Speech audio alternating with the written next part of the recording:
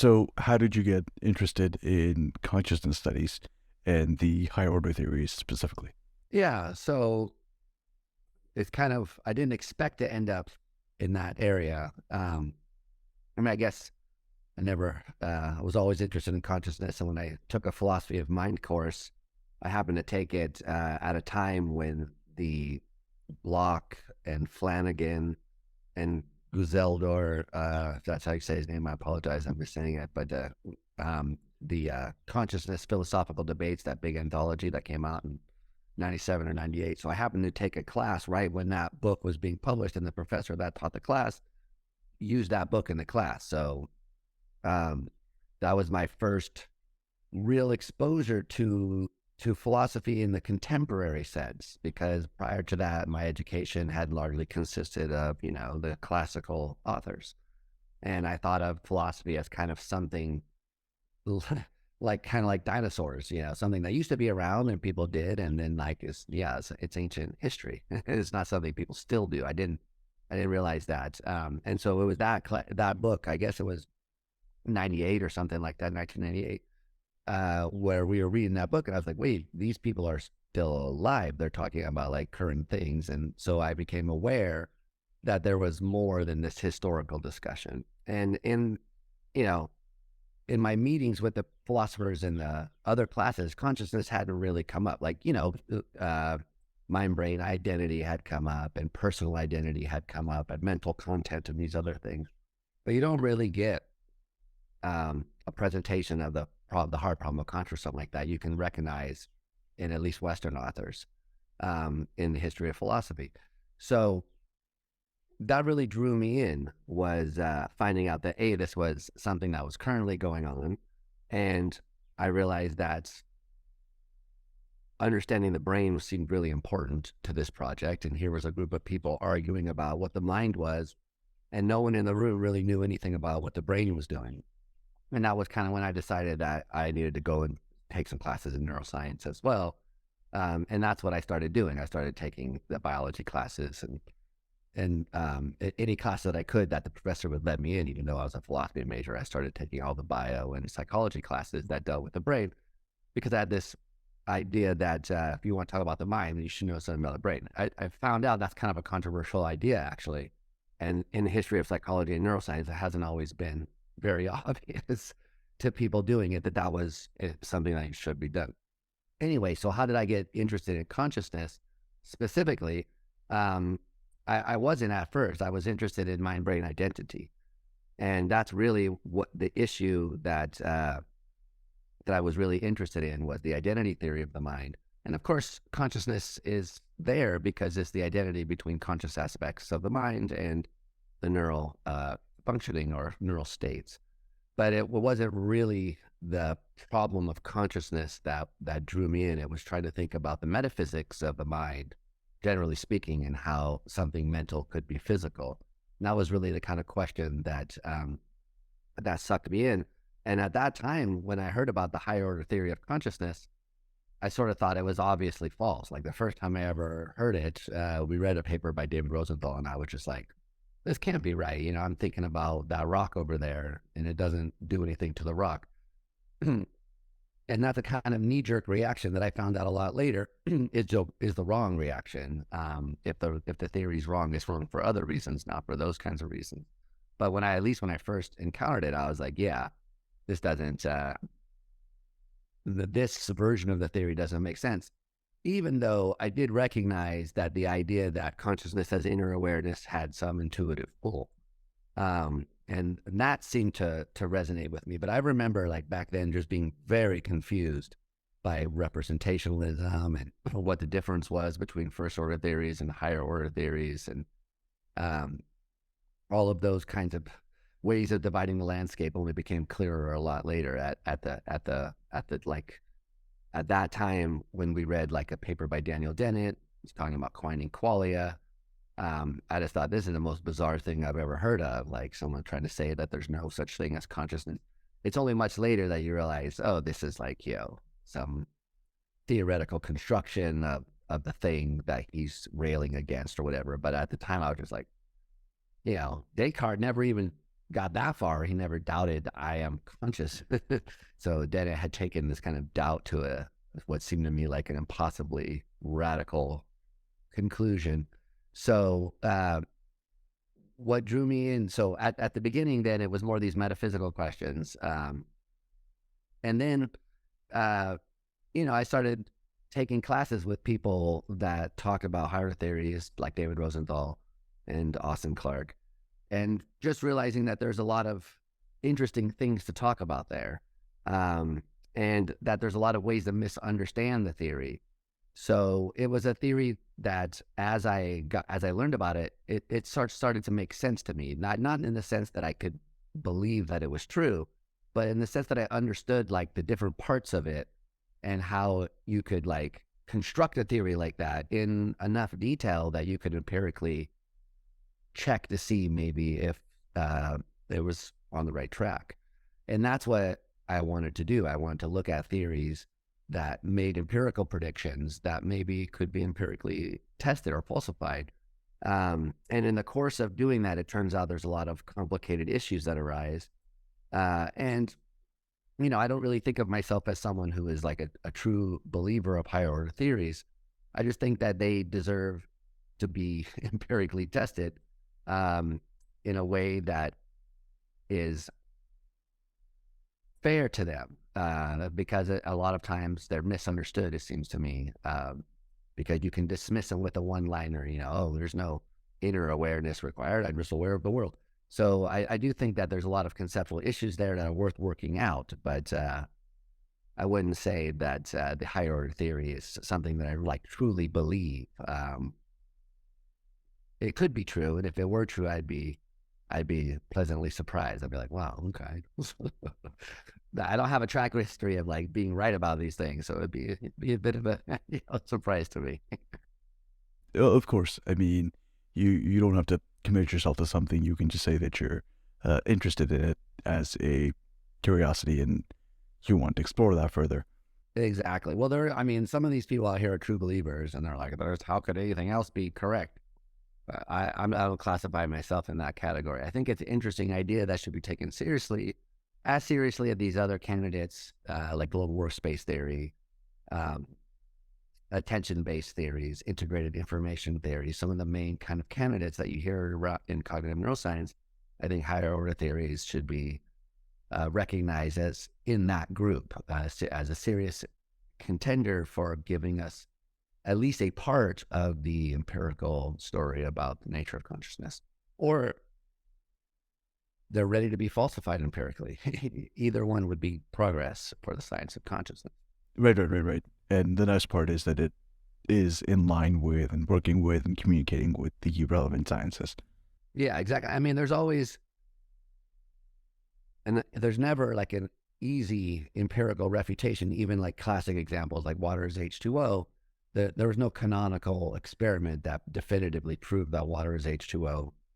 In fact, if you look at the history of it, what you see is there was a big debate about that experiment where they took some water and then separated the hydrogen from the oxygen. You get one tube where it comes out one way and the other one where it comes out the other way. People were suggesting something happened in the tube and it changed it. I mean, so there were different interpretations of that experiment, besides just that there was a chemical bond that got broken, which became the prevalent interpretation. But it wasn't as though those other interpretations were ruled out empirically. There was like wider theoretical considerations that had to come into play. So it's not as though we're going to have some definitive experiment that's going to say yes or no that this theory of consciousness is or isn't accurate, but rather what we want is a kind of a general set of predictions that the theory makes, which we can go and check to see whether we have reasonable reasons to think that this is the way things work or not, or whether we should revise or reject the theory.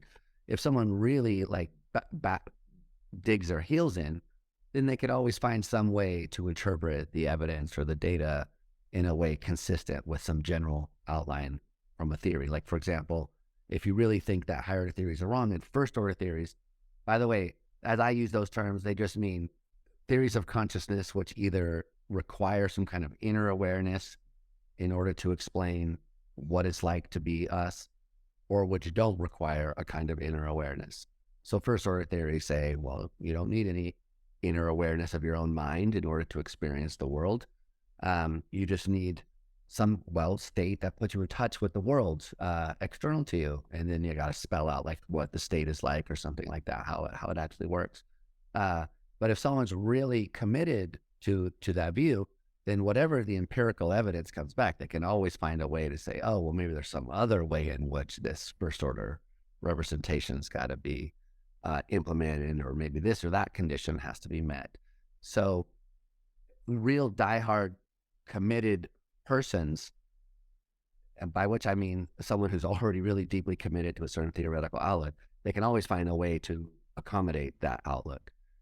So I think it's better actually to sort of have a not necessarily non-committal, but an open-ended commitment, such that you could be swayed by the empirical evidence uh, in a reasonable way, a non-ad hoc way responsive to the empirical data, rather than trying to always interpret data through a certain theoretical lens. Right. Seems like the healthy thing to do. Yeah, you'd be surprised. Right. So then that's kind of the formal takeaway from higher order theories, that for a state to be conscious, the subject needs to have some sort of internal awareness of being in that state. Yeah, well,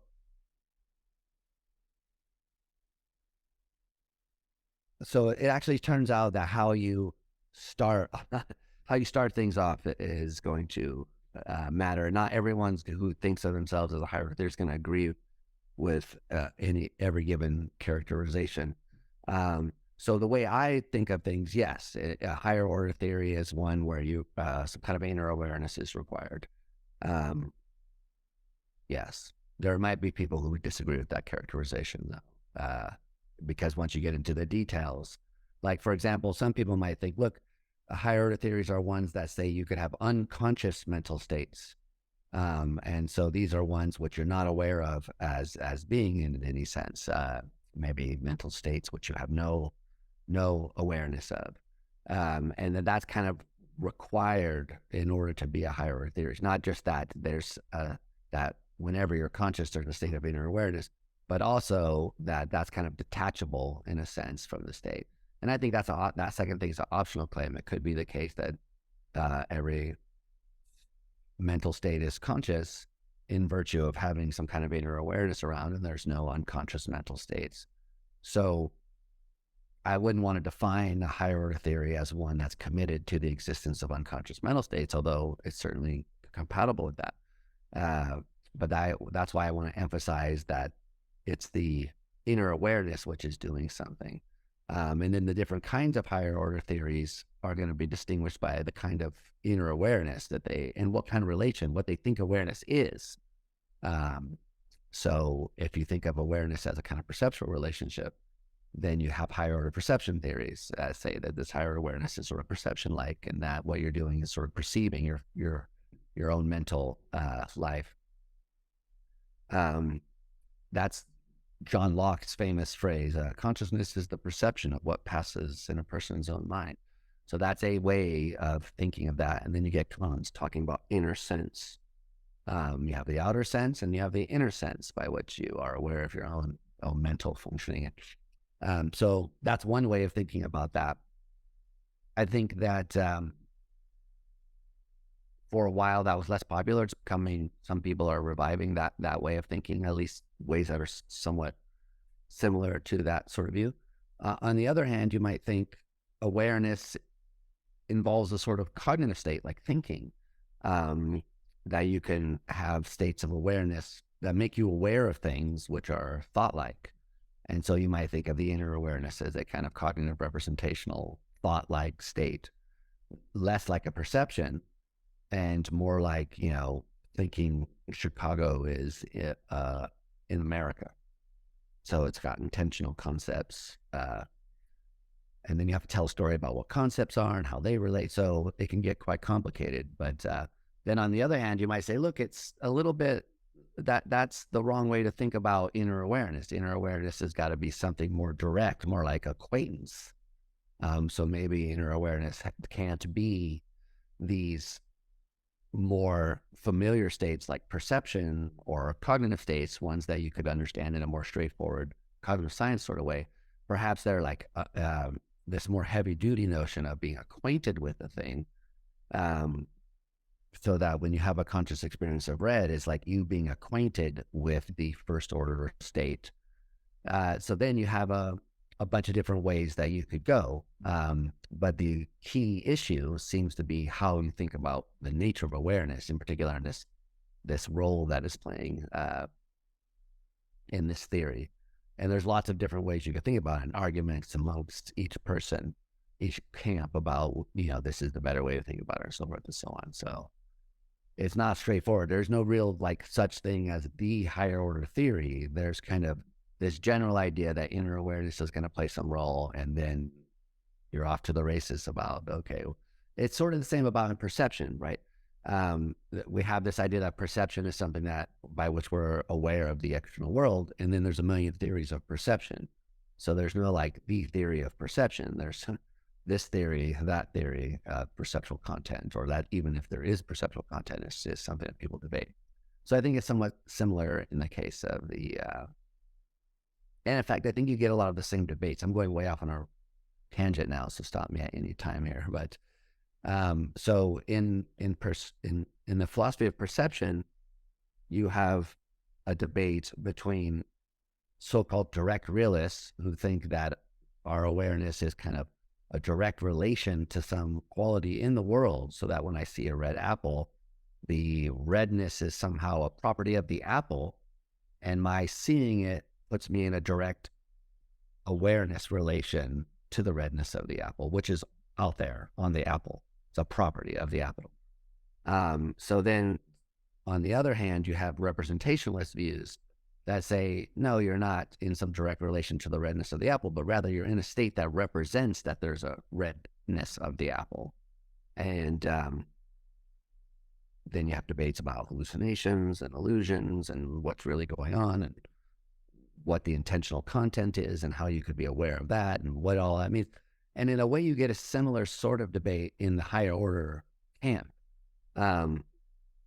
over what the role of the first order state is going to be. So in the perceptual case, the question is whether there's some object in the world that you're directly related to, which has a property which determines what your conscious experience is like. Like the redness of the apple makes it that you experience red.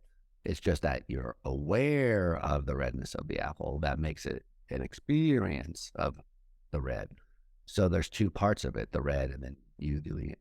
Whereas the representationalists think somehow there's the state which represents the redness, and that is your experience of it, so that it's not really you in relation to some property of the object, but you're in this other representational relation to some intentional content, which is the way in which you represent the thing. So that same debate transfers in a way to the higher order theories of consciousness when you think about like the first order state, which you could think of as representing the redness in the environment, and then your inner awareness of that first order state, which you think of as playing some role in you having the conscious experience, if you're a higher order theorist. So the question would then amount to what is the role that the first order state plays? So one camp might be sort of like akin to the direct realist, and they would say, well, the first order state has some property, and the higher order state simply makes you aware of that property, so that what it's like for you is determined by a combination of the first order state having this property and you being aware of that property in some kind of direct way, maybe like pointing or something, that one. And that would be akin to the direct realists who think that we're in some kind of direct relationship to the property out there, except now it's property of the first order state, as opposed to a property of the apple itself. So there's the apple, its properties, and then our first order state, which represents those properties, and then our inner awareness, which makes us aware of the first order state. So it's basically the same sort of view, but moved into the mind. Whereas you have a different sort of higher order theorist who wants to say, no, the first order state itself doesn't play that role. because it's the inner awareness, which we could think of as a representational state, representing you as, for example, seeing red. And it's that state which makes it the case that what it's like for you is seeing red. It's because it's representing with a certain intentional content. I am seeing red. So the reason that you experience redness is because you represent yourself as seeing red. The first order state doesn't do anything in that explanation in terms of contributing to your experience. It's just in the same way that the representationalists and perception think that, well, the apple doesn't have to be there. You could hallucinate the apple and have the same experience. So the physical apple is not playing a role in making up the content of your experience.